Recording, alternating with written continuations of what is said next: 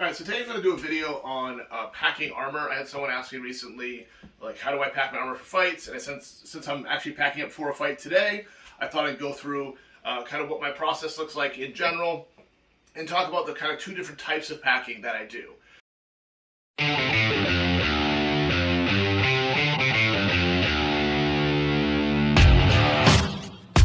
So the first is local fights. How do I pack for something at the Knights Hall, which is in Nashua? It's about an hour from me, or anywhere that I'm going to drive to, versus when I have to fly and travel, and kind of the two different things that I use. This may be a pretty short video because I don't think it's that complex, but I do know it's kind of an area of mystique for people who haven't traveled with armor before, so I want to talk through it. So let's start with if I'm going to go local, which is what I am going to pack today. So this is my armor bucket. It's a DeWalt tool case. They think it's a Stanley one too. It's about the same size. You get them at Home Depot. Lowe's has them. They're just like the biggest toolbox they have. They have roller wheels. They have a handle. I can fit my entire kit in here, including some weapons, unless they're like long weapons, like a long sword or a polearm. I can fit in here. So this is my like standard travel case. I just put everything inside of it, throw it all in, shut it, throw it in the back of my truck. It's pretty waterproof. I've had two of these. The first one, the wheel broke off after a couple years. I actually leave that one outside, and I keep weights in it all year long, like plates and things, and they stay dry. So it's pretty awesome. This one here is going great. I highly recommend these local fights. You can also sit on them, so you can rest in between things. It's like a little chair. So that's what I do for local fights. That's what we'll be packing today. So all of this stuff will go in here. And again, this is my armor stand.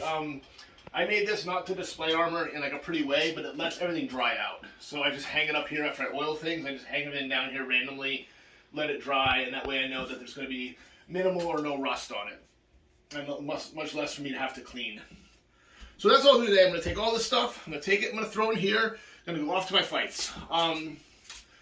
The other thing that I'm going to talk about though, which is I think more complicated for people, is traveling when you're flying and what do you do. So here's what I've done, and I think people have different processes. I go and find a duffel bag that is a little over 3 feet long.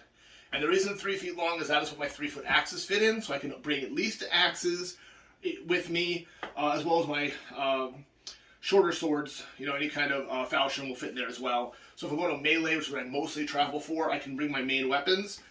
The team will often pool together and share and split costs for shipping the bigger weapons. So we'll put all the pole arms into a ski bag, and we'll split the cost for that. It's usually additional weight.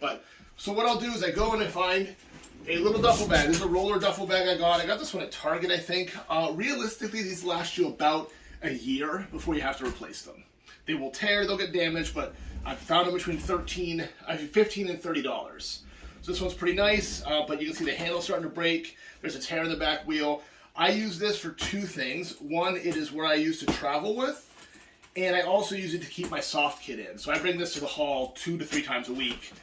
So it's always getting dragged around and thrown in my truck. So they get pretty beat up, but because of the affordability, I don't worry about it. Compared to buying something really nice that is going to get beat up anyway. So I use this. This is what I travel with primarily as my checked bag. I can fit in here a good amount of my armor. I can fit my brig, I can fit my shoulders, I can fit my legs into that, and then I can fit like an axe or a shield and a falchion or an active combination. I have to worry about weight. I'm a bigger guy. This equipment's heavy, so you get that 50-pound weight. So you got to make sure you weigh it before you go, put it on a scale, make sure you get it below that so you're not paying additional charges. But that's what I'll do with my primary bag. The other thing I'm going to do then is take my carry-on, and my carry-on, I don't have it with me because I couldn't find it, but it's a little roller carry-on, fits in the parameters of what the airlines say, and in that I put my helmet and I put my gauntlets. I always take my helmet and my gauntlets on the plane with me. I've heard people say you can't travel with gauntlets in your carry-on because people will get mad at you and they'll say it's a weapon or something like that. I have never had that happen in all the flights that I've done, and usually They always pull it out and look at it. They always inspect it. They bring a guy over and he goes, "Yep, that's fine." And I say, "I'm a reenactor," and I get on the plane.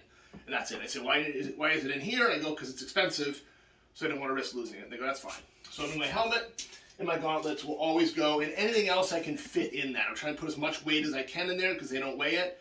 But it's usually that and maybe like part of a van brace or something. Final thing would be you do have that little I don't know what you call it, the little tiny bag you can take too, the personal item. Personal item too, I can also put in there, like I can put like the lower arms in if I want to. I fit everything I can in there and try to get to split it between all those 3 bags. The things I'm most concerned about is weight. That's really it. I travel as light as I can for fights.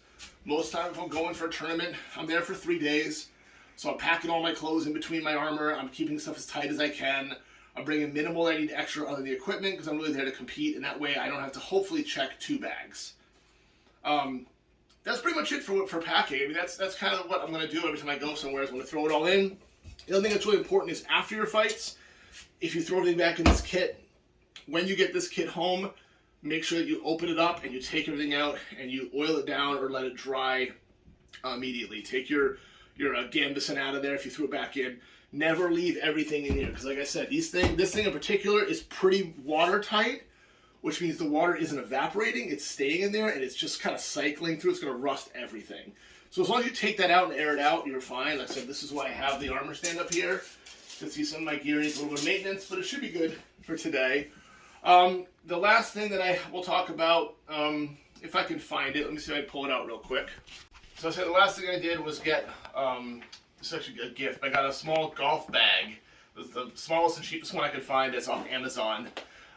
These are like $7 or $8, I think. They're really lightweight. They're not really nice for actually golf clubs, but this is what I'll keep my weapons in. So I throw my long sword in here, my axes, anything else if I'm going to local fights. So I can just kind of carry this over my shoulder, have everything with me, and it keeps everything organized. I know if you've been to any kind of matches, you see that kind of weapons get spread out everywhere. It was funny when we were in Reno for the last fights. I looked around the room of all the guys getting armored up, and everyone has one set of armor that we're putting on, and just piles of weapons stacked. And we always bring more weapons than we need. So this allows me to keep it kind of contained, throw it in here, so when I'm traveling, it's really just this box and this bag constitutes all of my equipment. When I'm flying, this bag plus my other carry-on and personal item, and I get it all in there. That is how I've been able to do it so far. I think the one area that I tell people to limit a little bit is limit the amount of weapons you're bringing when you're doing when you're flying, because every tournament I've been at, there's plenty of weapons there. You're gonna borrow from someone if you need to. Like again, if you have something that breaks regularly, bring it back up. But like I always bring a falchion and a shield, so I know I have like my main weapons. If I have to, I can definitely fight with those. So that's really it. Just a quick video. If you have questions, comments, you want to know more about any of this, let me know. Like, subscribe, follow, all that wonderful stuff. Again, I'm with Chuck Knight. Thanks for watching.